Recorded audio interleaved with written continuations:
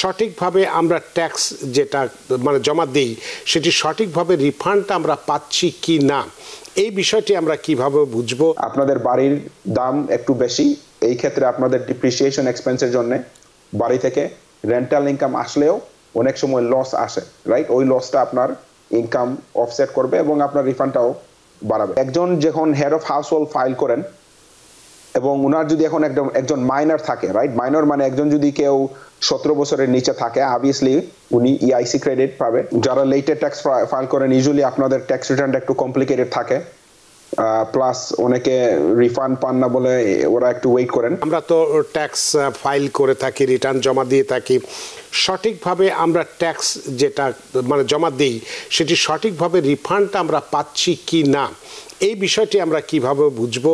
বা না পেলে, না যদি পেয়ে থাকি তাহলে করণীয়টা কি আছে বা কিভাবে বেশি পেতে পারি, সেই বিষয়গুলো যদি আপনি একটু বিস্তারিতভাবে আলোচনা করেন। কারণ প্রায় এই আর কয়েকদিন, 2-3 দিন গেলেই 1 মাস হয়ে গেল ট্যাক্স দাখিল করার যে নির্ধারিত সময়, তার থেকে আর মাত্র 2 মাস আমাদের হাতে থাকবে, 2 মাস, 2.5 মাসের মতো। তো সুতরাং এর মধ্যে আমরা ট্যাক্স রিটার্নটা ঠিকমতো পাচ্ছি কিনা কিভাবে জানতে পারি, সেই বিষয়টি যদি আপনি বিস্তারিত কথা বলেন জনাব আব্দুল চৌধুরী। হ্যাঁ, সো অবভিয়াসলি এখন অনেকেরই ট্যাক্স ফাইল হয়ে গেছে, রাইট? ইউজুয়ালি যারা আগে ট্যাক্স ফাইল করেন মোস্ট লাইকলি আপনারা রিফান্ড পাচ্ছেন, এবং যারা লেটে ট্যাক্স ফাইল করেন ইউজুয়ালি আপনাদের ট্যাক্স রিটার্নটা একটু কমপ্লিকেটেড থাকে, প্লাস অনেকে রিফান্ড পান না বলে ওরা একটু ওয়েট করেন। সো আমরা আজকে যে জিনিস নিয়ে কথা বলবো, যে নাম্বার 1, আপনার ট্যাক্স রিফান্ডটা, ট্যাক্স রিটার্নটা কিরকম ম্যাক্সিমাইজ করা যায়, আমরা শর্টকাটে কথাটা বলবো। এবং আমি আরেকটা জিনিস কথা বলবো যে আপনার ট্যাক্সের রিফান্ডটা কেন কম আসতে পারে compare to previous years, right? So obviously আমরা যখন ফাইলিং করি, right, usually number 1 thing is আপনাদের ফাইলিং স্ট্যাটাস, রাইট? আপনার ফাইলিং স্ট্যাটাসটা অনেক সময় ডিটারমাইন করবে আপনাদের রিফান্ডটা, রাইট? ধরেন একজন মানুষ যদি সিঙ্গল থাকে এবং উনি বাবা মা নিয়ে থাকতেছেন, বাড়ি টেক কেয়ার করতেছেন, উনার বাসা ভাড়া দিচ্ছেন বা মর্গেজ দিচ্ছেন, যেটাই হোক, ইন দ্যাট কেস উনি যদি সিঙ্গল না ফাইল করে, যদি উনি head of house hold file করে, তখন অবভিয়াসলি উনার জন্য অনেক বেনিফিট, রাইট? ডিডাকশনটাও, স্ট্যান্ডার্ড ডিডাকশনটাও বাড়তেছে, প্লাস উনার ট্যাক্স ব্র্যাকেটটাও আপনার জন্য আরো একটু ভালো হচ্ছে, রাইট? অনেকে দেখা যায় যে ইউজুয়ালি ছেলেমেয়েরা 19 বছর, 20 বছর, 21 বছর, কিন্তু ওরা যারা স্পেশালি যারা নতুন আমেরিকা আসছেন, ওরা কিন্তু মোটামুটি ফ্যামিলি টেক কেয়ার করতেছে বাই ওয়ার্কিং, রাইট? ওরা বাবা মা একটু এল্ডারলি থাকলেও 2 ভাই, 3 ভাই, 2 ভাই বোন, যেটাই হোক, একজন ইয়াং হইলেও উনি কিন্তু বাড়িটা টেক কেয়ার করতেছেন। তো আপনারা মেক শিওর করবেন যে আপনারা যখন ট্যাক্স ফাইল করেন যে ফ্যামিলির ট্যাক্স ফাইলিংটা কিরকম হবে, রাইট? স্পেশালি যারা আনম্যারিড ভাই বোনেরা আছেন, ওদের জন্য কোন সিচুয়েশনে হেড অফ হাউস হোল্ড গিয়ে কোন ভাই বোনকে ক্লেম করে আপনার ট্যাক্স রিফান্ডটা ম্যাক্সিমাইজ করা যায়। এখন এর মানে নয় যে আপনারা এখানে সবাই আলাদা আলাদা ইআইসি বাড়ানোর জন্য করবেন, নট নেসেসারিলি। আইডিয়া হলো গিয়া যে একজন যখন head of house hold file করেন এবং উনার যদি এখন একজন মাইনর থাকে, রাইট? মাইনর মানে একজন যদি কেউ 17 বছরের নিচে থাকে, অবভিয়াসলি উনি ইআইসি ক্রেডিট পাবে, আর্নিং ইনকাম ক্রেডিট পাবে, যেটা প্লাস চাইল্ড ট্যাক্স ক্রেডিট পাবে। এখন আপনারা মেক শিওর করবেন যে আপনাদের অডিট রিস্কটা একটু কম থাকে, রাইট? ভাই বোন যদি আরেক ভাইকে ক্লেম করতেছে ইআইসির জন্য, মেক শিওর করবেন আপনারা বাবা মাকেও ক্লেম করতেছেন, রাইট? কারণ আদারওয়াইজ কথা হবে যে ওকে আপনার এই 16 বছরের বাচ্চার বাবা মা কোথায়, তাই না? সো আপনি সো ফাইলিং স্ট্যাটাস এবং একটা পুরো ফ্যামিলির ফাইলিং কিরকম হবে, that will determine tax refunds. আরেকটা থিং হইলে গা ট্যাক্স ক্রেডিটস, অবভিয়াসলি, রাইট?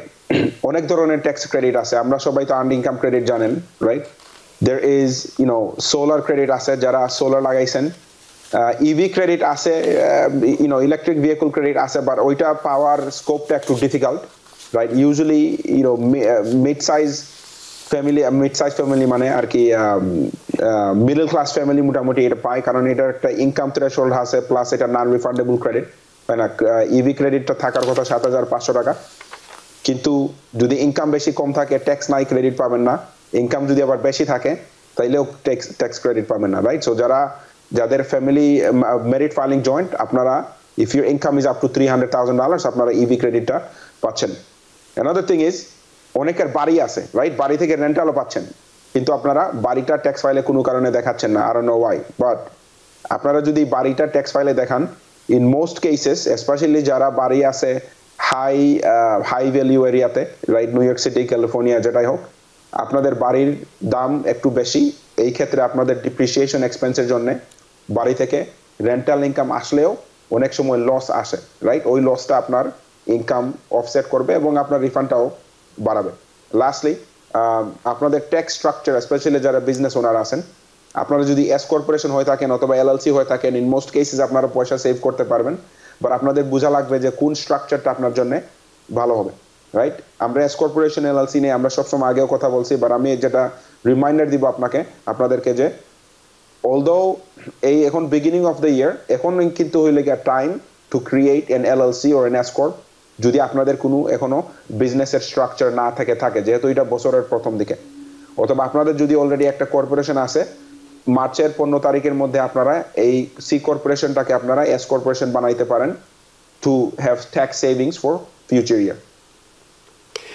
আপনার এইটুকুন আলোচনা থেকে যেটুকুন বোঝা গেল যে মোটামুটিভাবে আমরা আমাদের যে রিফান্ডটা আমরা ঠিক মতো পাচ্ছি কি না সেই বিষয়টিতে এক্ষেত্রে আমার কিছু প্রশ্ন আপনার কাছে আছে, সেটা করব। আমরা জানি সাধারণত এই ফাইলের ক্ষেত্রে 21 দিনের বেশি সময় লাগে না, মানে আমাদের রিফান্ড পেতে, বা পেপার ফাইলের ক্ষেত্রে 6 সপ্তাহ সময় লাগার কথা নয়। যদি এর বেশি সময় লেগে যায় তাহলে হোয়াটস মাই রিফান্ড যে টুলটি আছে সেটা ব্যবহার করে আমরা কতটুকু এই সম্পর্কে বা আমার চেক সম্পর্কে কতটুকু জানতে পারবো, যদি একটু বলেন। হ্যাঁ, irs.gov ওয়েবসাইটটা খুবই হেল্পফুল।